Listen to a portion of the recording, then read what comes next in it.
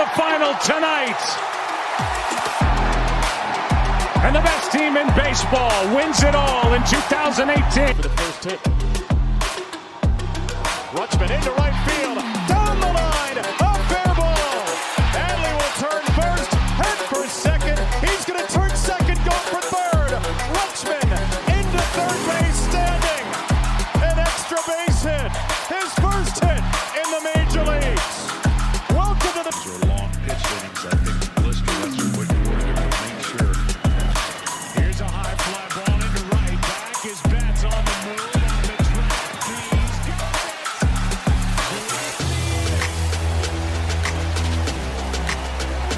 What a catch by Mookie Betts.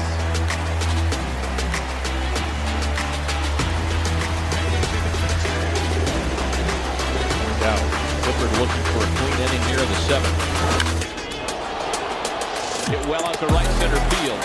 Jones still on the move, running out of room, and he made it!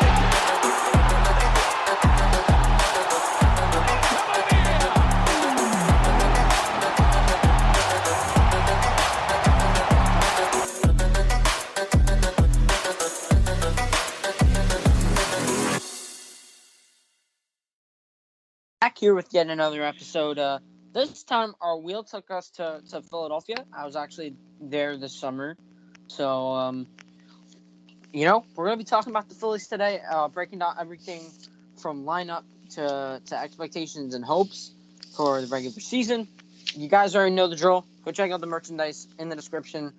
Email us. Email will be in the description. And beside that, you already know the drill. Lockout's still going on. And without further ado, let's get into it. So let's start up here with JT Realmuto, the catcher of the Philadelphia Phillies. Amazing player, by the way. He's really good. He came over to the Phillies in a trade, I believe, from the Marlins. Yeah, so he went over to the Phillies for Jorge Alfaro, Sixto Sanchez, Will Stewart, and future considerations.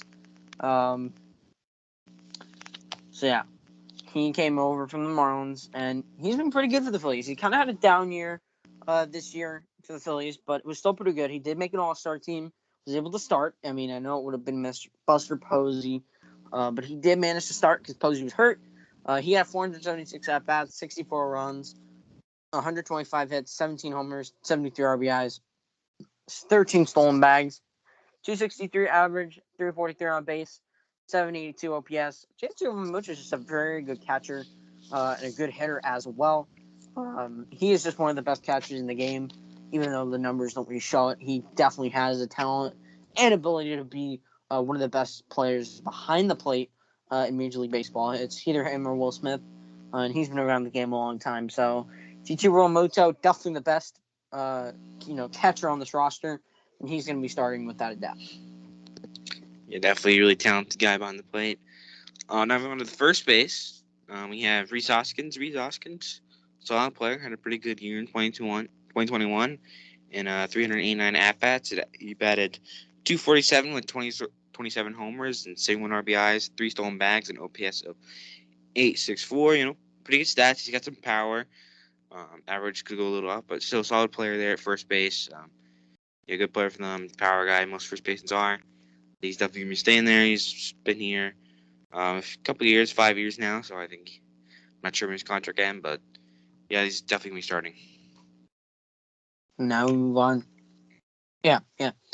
Now we're going to move on to second base. Gene Segura, formerly of the Mariners and Brewers. Gene Segura is a nice little player. He's kind of scrappy a little bit.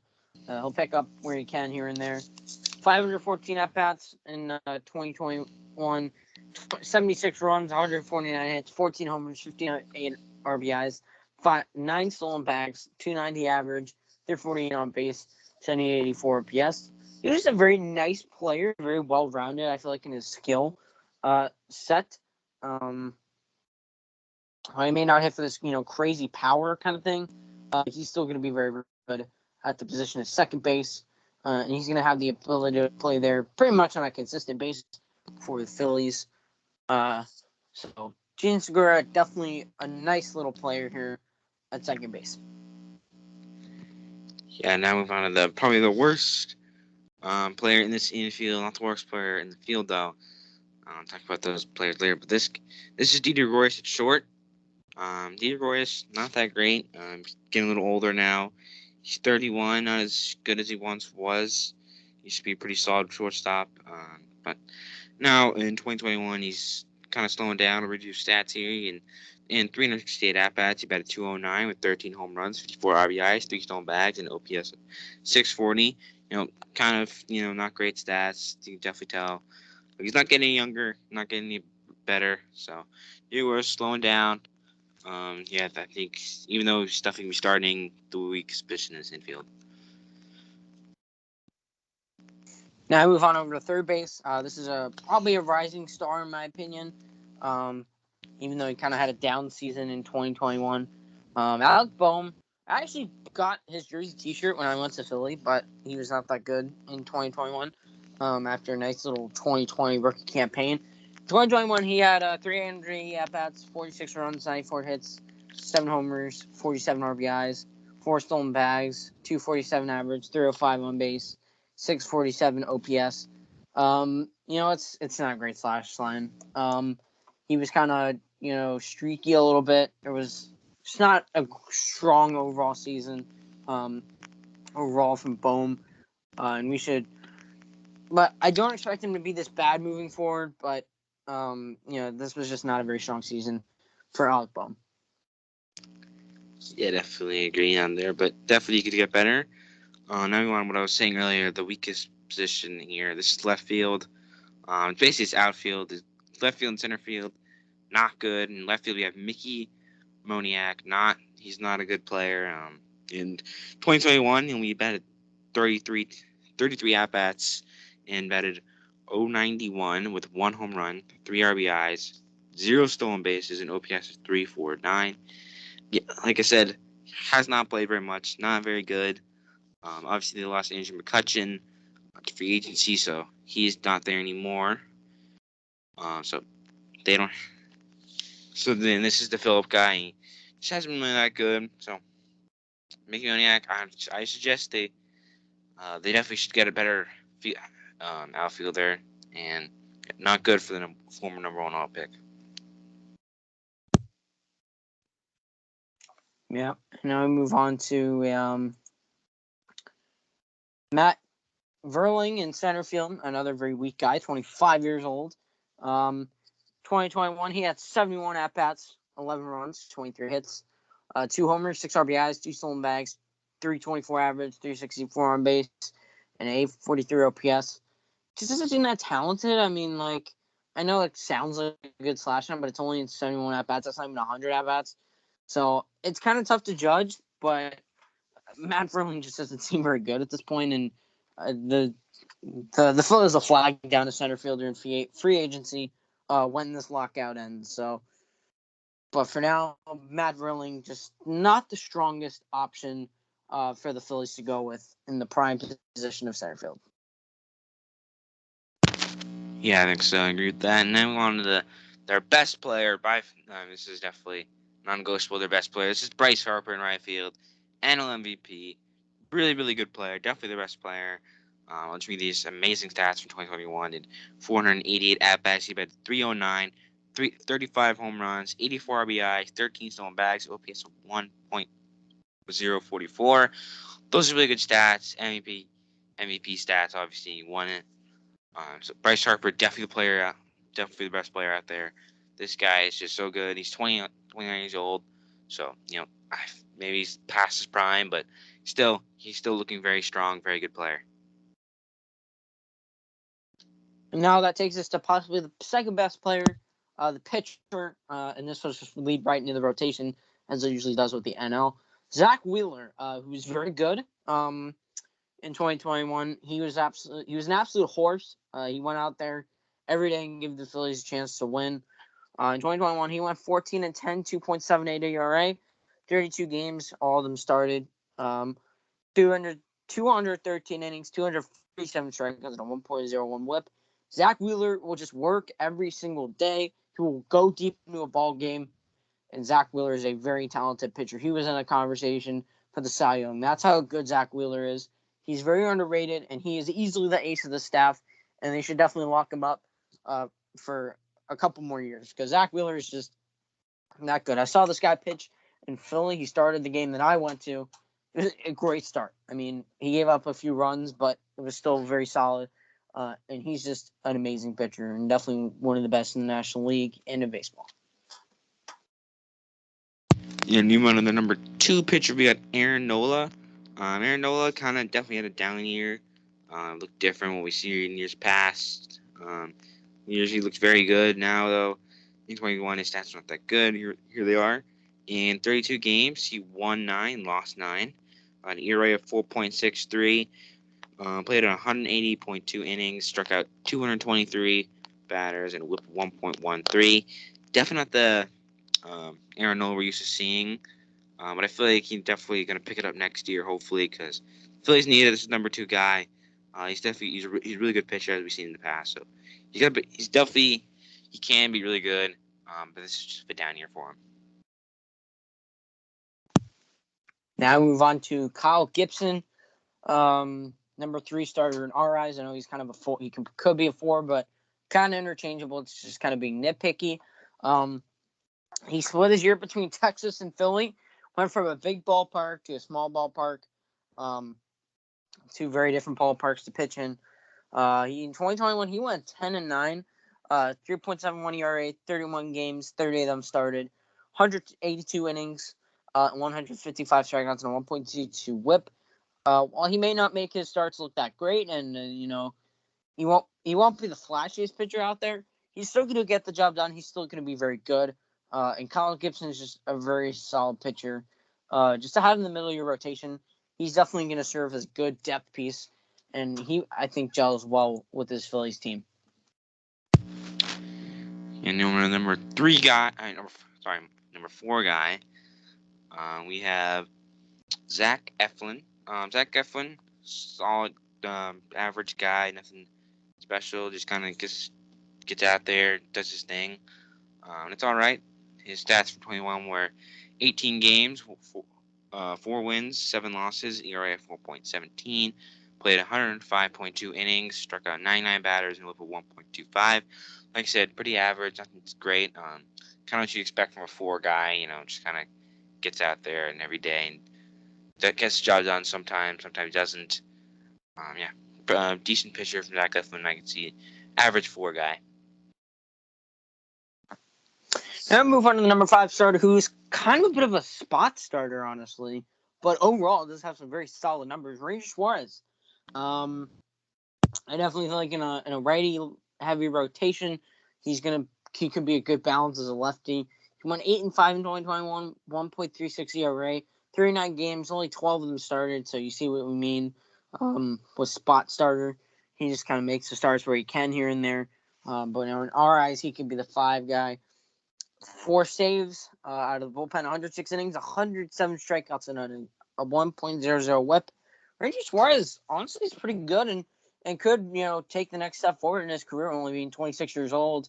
If he can seize that spot in the rotation, he can honestly be pretty good. And I would not be surprised if he opened some eyes this season for the Philadelphia Phillies. Yep, and then move on to the bullpen. Phillies actually have a decent bullpen. Some good guys in there. With their number 1, their closer, Corey Knebel. Very solid closer. In 27 games, he won 4, lost 0. Had an ERA of 2.45. Played 25.2 innings, struck out 30 batters, and whipped a 0.97. So, yeah, I think he definitely, I'm not sure, was he injured maybe? I don't think he played a full season, but he did have a good season. I saw the ERA. Very good. Definitely the starting closer for them. And, yeah, he's a very good guy out there. Gets the job done every single day. You put him out there. Corey Knebel, very good player. Now move on to Connor Brogdon, arm number 1 for us out of 2 bullpen arms. He went 5-4 in 2021, 3.43 ERA, 56 games, only 1 of them started. He got a save. He won 57 innings and got 50 strikeouts on 1.13 WHIP. Connor Brogdon, pretty solid. Pretty solid from the right-hand side. Definitely seems like a good bullpen arm. Definitely doesn't seem like he's going to be starting any games, but it seems like he can get results. So maybe it's a guy that the Phillies, take a closer look at, kind of moving forward, being 27 years old, and they're gonna want to see how efficient he can actually be. And then we on to their second best reliever. This is going to be Jose Alvarado. 21 and average season, maybe below average. You can debate that, but in 64 games, he won 7, lost 1, and ERA of 4.20. He played in 55.2 innings, struck out 68 batters with a 1.60 average stats.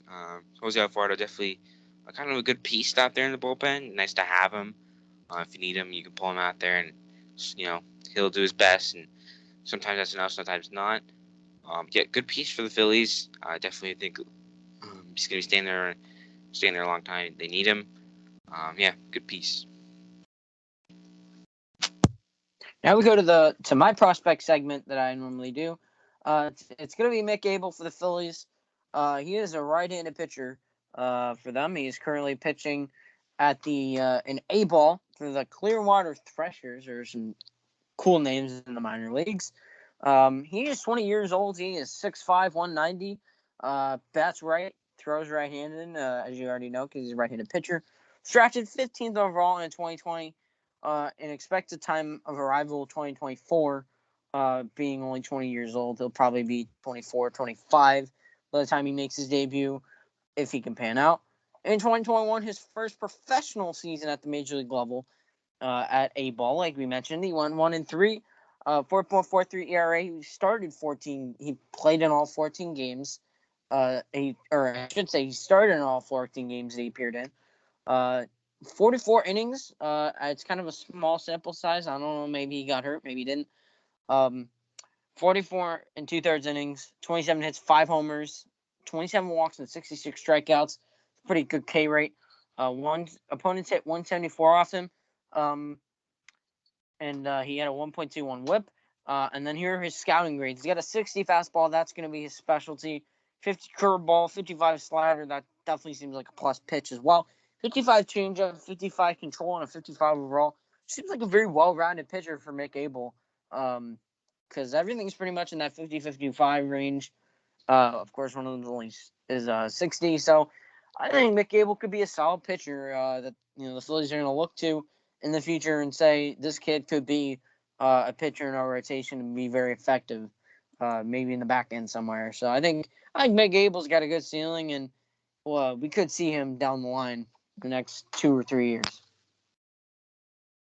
Then we go on to the next segment. We got the jerseys. Number 5 spot. Phillies do have 5 jerseys. Unlike most teams, some teams have 4. So now number 5, I'm sure everyone knows it. It's going to be the away jersey, the gray one. Just always the least favorite one that we always think. They're never good. So gray jersey, 5th.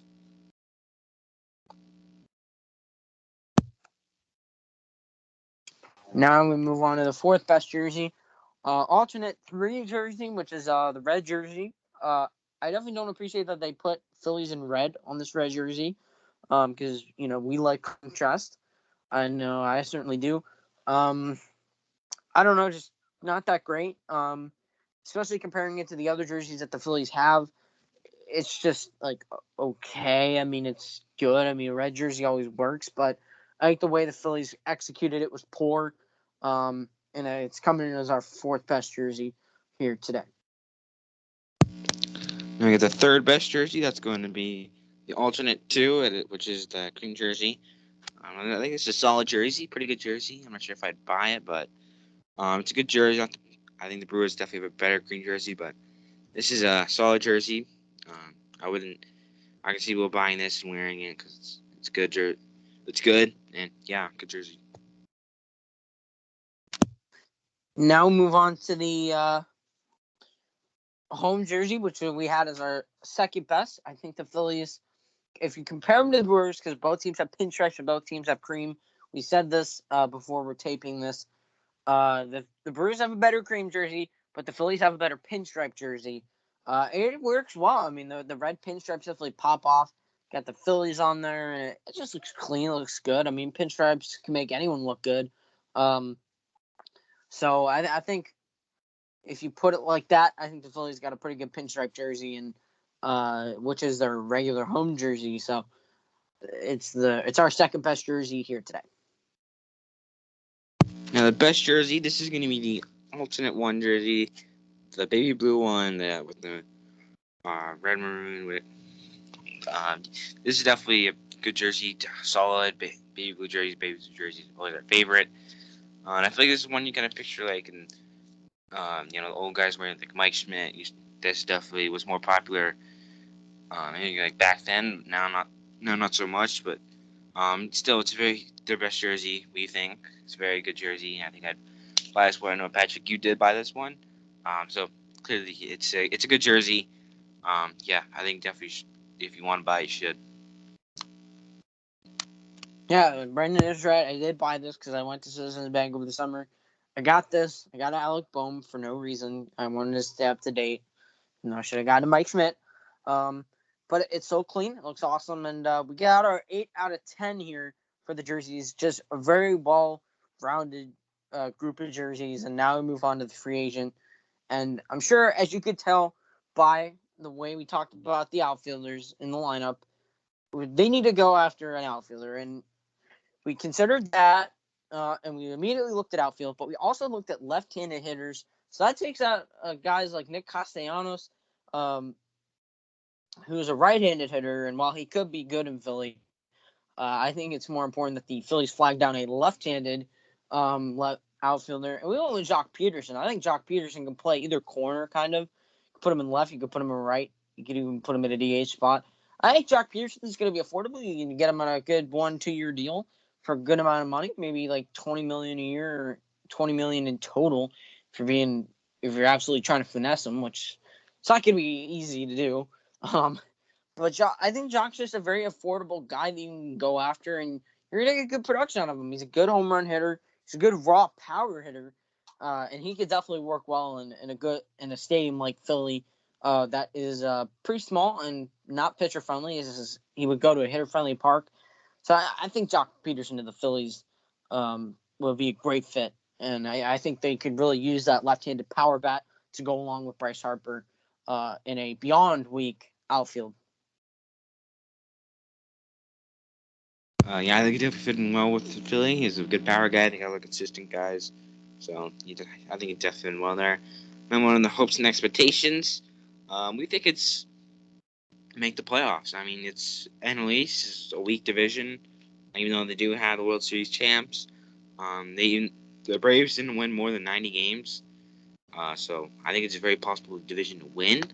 It's not very strong, even though teams are getting stronger. The Mets got a lot of pieces. The Braves obviously World Series champs. They are very good. So teams are getting better. I think you got to get better, and I think it's possible for this team to make the playoffs. They're a strong team. They got good pitching. I think they just need a little more offense, and they're definitely a postseason contender. Yeah, I mean, just like you said, I think this lineup, with some tweaks and optimizations, is playoff caliber. I mean, you got the NL MVP.